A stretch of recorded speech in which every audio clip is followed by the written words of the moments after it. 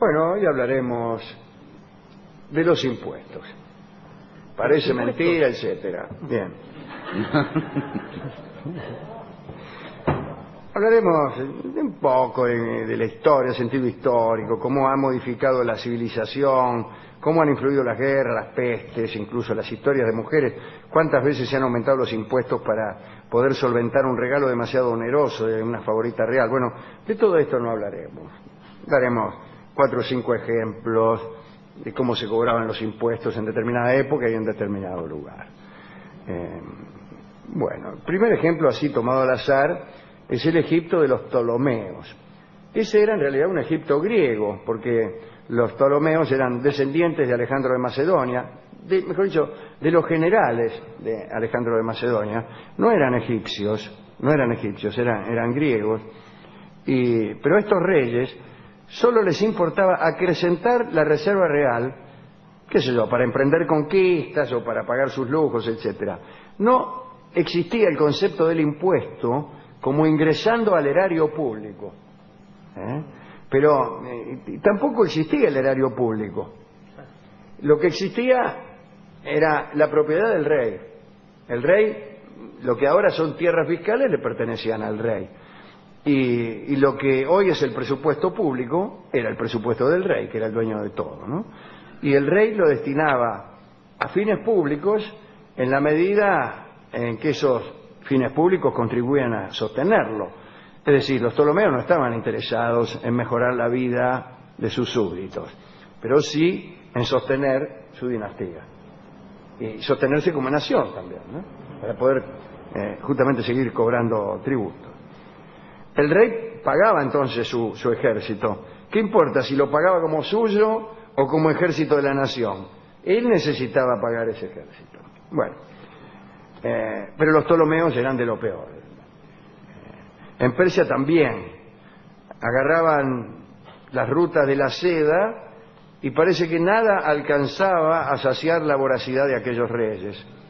Si bien es cierto que mantenían con esto su ejército, también es cierto que mantenían principalmente los lujos de la corte, y en el caso de Persia era verdaderamente un lujo asiático, ya que los perros de esta corte comían mejor que la gente del pueblo. Cuando llegó Alejandro de Macedonia a aquellos parajes, encontró no solo lujo en la corte, sino también ciudades paupérrimas, con barrios espantosos y una población que daba pena. En la Edad Media, bajo el régimen feudal, la palabra censo significaba también cierta carga anual que los vasallos debían pagar a cambio del lugar que se les concedía, ¿no? Y había censos de todo tipo. Vamos a contar algunos impuestos extravagantes que se cobraban. Por ejemplo, en Bolonia, los arrendatarios de los benedictinos debían pagar un censo, un impuesto, consistente en el humo de un pavo cocido. ¿En serio? ¿El humo?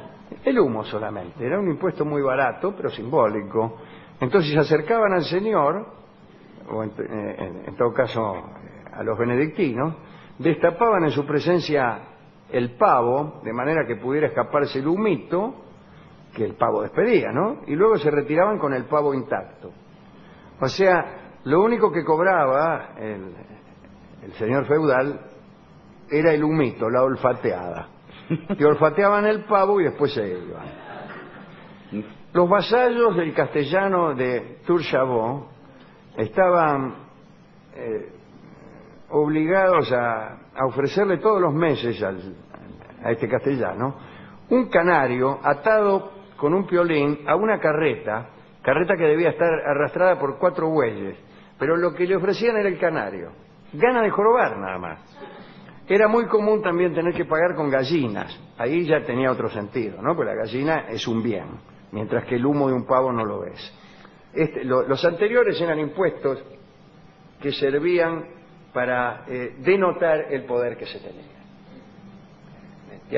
Tenías que hacerle oler el pavo, pero solo para que se supiera, que fuera ostensible el poder que el tipo tenía sobre vos. Bueno, aquí las gallinas ya son otra cosa, ¿no? La gallina es muy útil. Y además, como está muy a mano, es un bien bastante líquido, que tiene mucha liquidez, ¿no? La gallina. Casi todos los impuestos entonces consistían en gallinas. También hay distintas clases de gallinas, ¿no?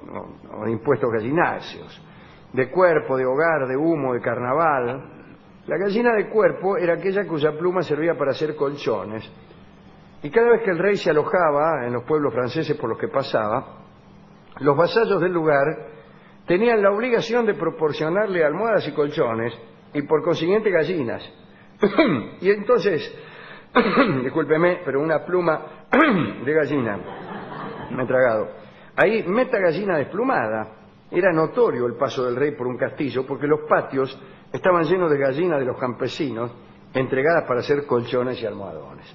El rey San Luis fue el primero en abandonar este impuesto, ¿no? Parece que en otro orden, los monjes de la abadía de Seymour-le-Fou eran la excepción a esta clase de impuestos, porque ellos, digo, a la clase de impuestos abusivos, porque ellos cobraban impuestos a base de alimentos, y estos alimentos que recaudaban estaban destinados a mejorar la vida de los indigentes de su hospital, así que eso está bien. Algunos impuestos excepcionales consistían también en cosas de escaso valor, pero difíciles de encontrar. El señor en estos casos no exigía más que un conejo, que por ejemplo tenía que tener la oreja derecha blanca y la izquierda negra. Entonces todos se desesperaban para encontrar esa clase de conejos y no incurrir en el desagrado del señor. Siempre que la cosa entregada, insisto en esto, era un objeto de ínfimo valor, había que darle sentido simbólico. Al duque de Rohan se le entregaban todos los meses 3 huevos, conducidos en un carro y descargados por medio de palancas. Un impuesto simbólico. ¿Para qué iba a querer el duque 3 huevos mensuales y encima descargados por medio de palancas? Solo para que se viera que tenía poder. También existían, en los momentos de crisis, impuestos que tenían un carácter especial. A veces no era dinero lo que se solicitaba, sino muebles, utensilios, coches, vasos y hasta los alimentos primarios, llegado el caso. Había también impuestos o tributos que se pagaban con el trabajo personal. Algunos señores se hacían pagar del siguiente modo. En el lago de Gandien, aquellos a quienes el señor arrendaba el derecho de pesca estaban obligados a bailar un paso que todavía no se hubiese visto, a cantar una romanza que no se hubiese oído, con una letra que no fuera conocida. Es decir, tenían que ser coreógrafos, músicos y compositores para poder pescar en ese lago. Extraordinario, ¿eh? Extraordinario. Bueno, en tiempos del rey San Luis, los juglares que entraban a París se salvaban de los impuestos cantando coplas. Los saltimbanquis también podían evitar el pago de impuestos haciendo bailar monos delante del recaudador de impuestos. Hágame bailar al mono y no pagabas impuestos. Como si usted fuera ahora a la FIP con un mono, lo hace bailar y el tipo dice, bueno, ya está. Bueno, en un castillo de Pontoise, las mujeres eximían sus impuestos si golpeaban las manos en los alrededores del foso del castillo,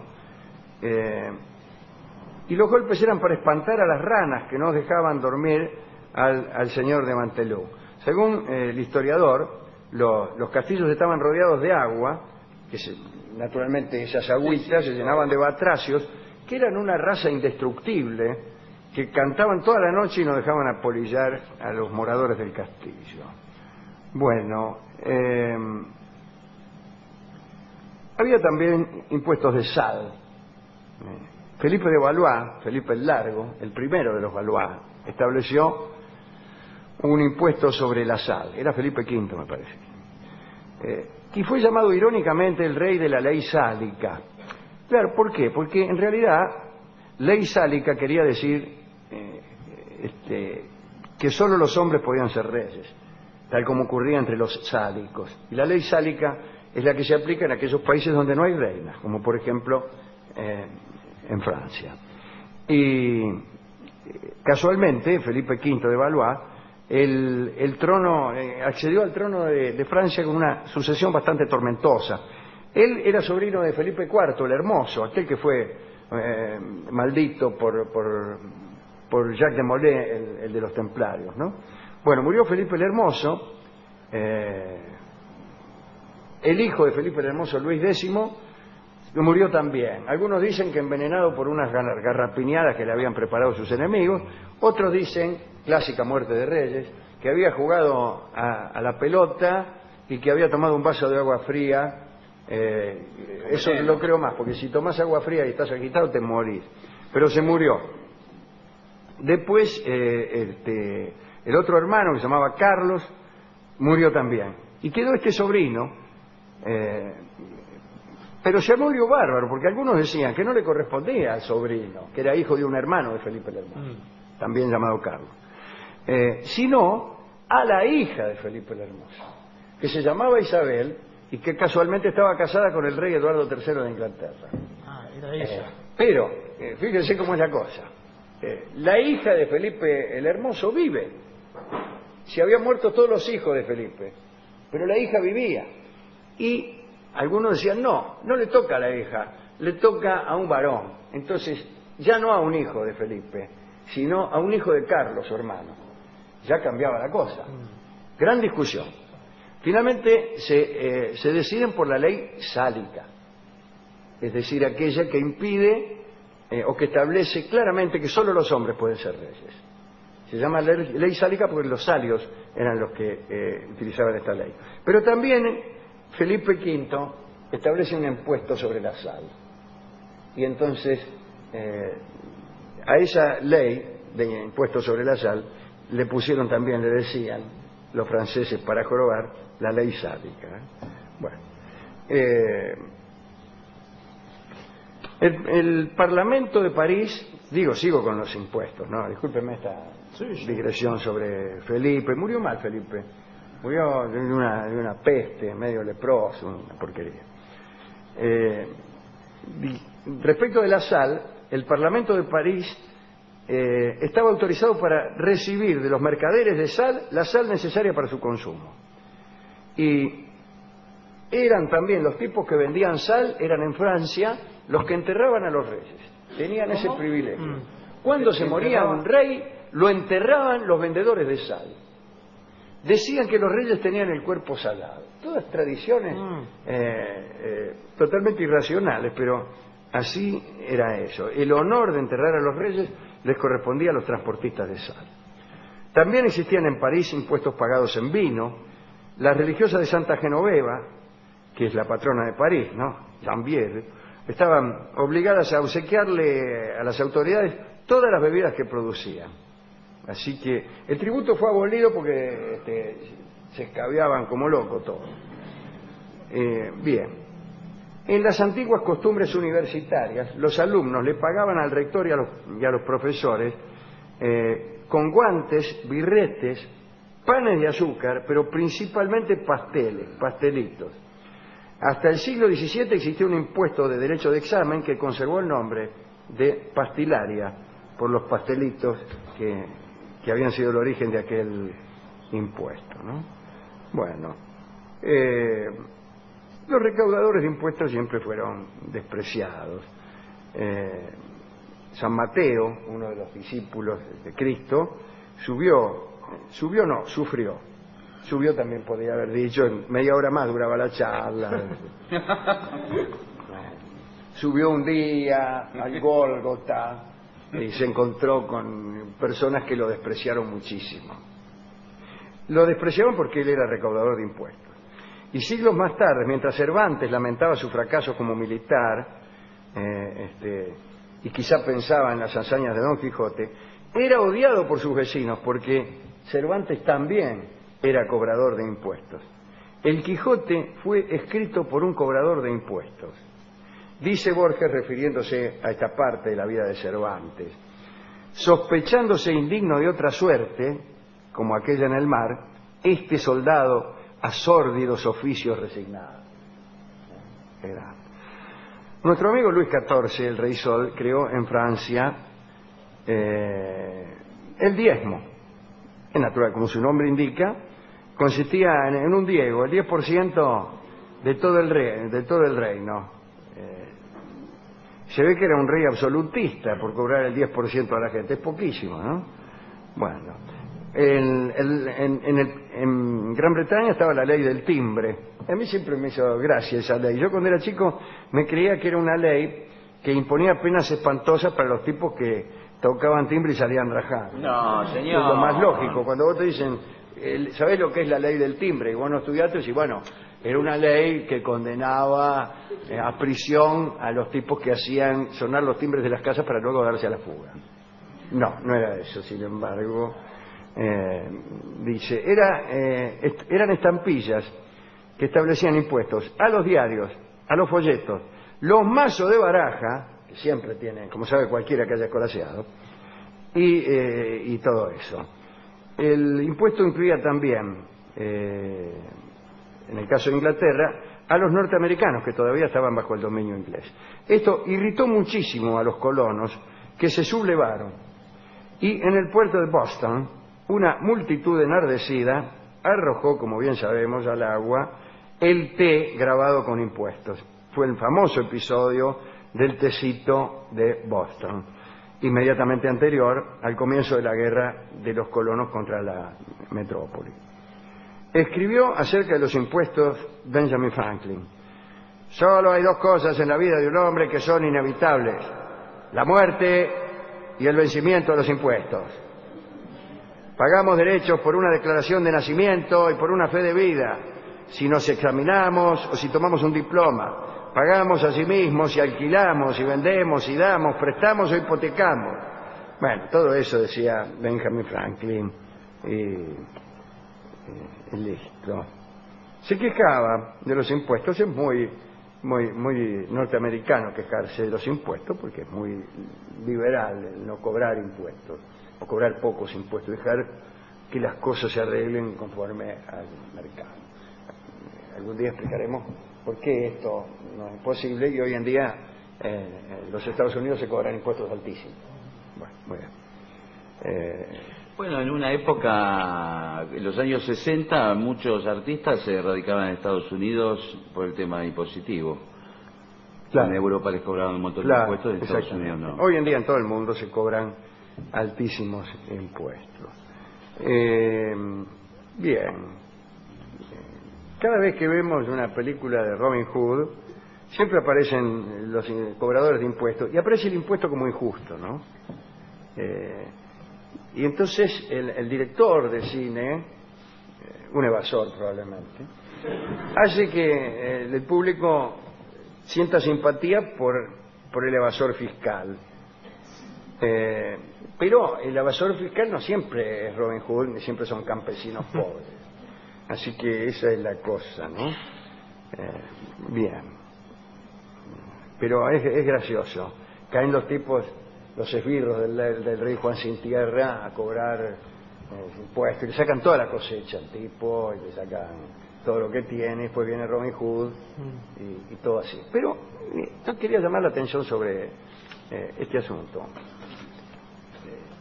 El impuesto tiende a ser, desde su nacimiento, un impuesto, mejor dicho, un tributo que cobra el que puede al que no tiene más remedio. Se cobra porque se puede cobrar, y se paga porque no hay más remedio que pagar. Eso es el origen de la relación de fuerzas que produce el impuesto.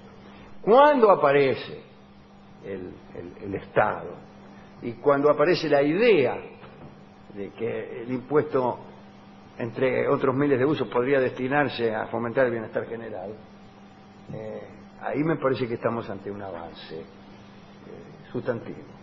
Y entonces el impuesto sigue cobrándose por quienes pueden hacerlo, porque por la fuerza se cobra el impuesto. Si no hubiera fuerza, si no hubiera una fuerza pública, nadie pagaría impuestos. Si no te amenazaran con que algo te van a hacer, y si no pudieran hacerlo, claro, no pagarías impuestos. Pero lo que viene es un aspecto distributivo, un aspecto del bien común, un aspecto municipal, empiezan a construirse calles, y eso despacito va sustituyendo, nunca del todo, al impuesto como sostenimiento de privilegios, de lujos de la corte, etc., o simplemente el dominio de una clase sobre otra. Fíjense que en la Edad Media los campesinos le pagaban, los que menos tenían le pagaban al que más tenía. Bien. ¿Cómo cambió todo? Cambió muchísimo, según se ve. No, esas eran épocas oscuras, no como ahora. Hemos ido a la discoteca y el tipo me explicó que se le había caído la moratoria de la FIP. Sí, me imaginé que era un moroso. Que estaba a punto de perder la camioneta. Una camioneta Ford 32. Siempre él tiene que hacer autorreferencia, ¿no? De cualquier tema. Incluso sobre de los impuestos. Y entonces me dio el disco Falsa Moneda, como induciéndonos a falsear nuestras declaraciones o a pagar en billetes falsificados. Falsa Moneda canta Imperio Argentino. Ahí va.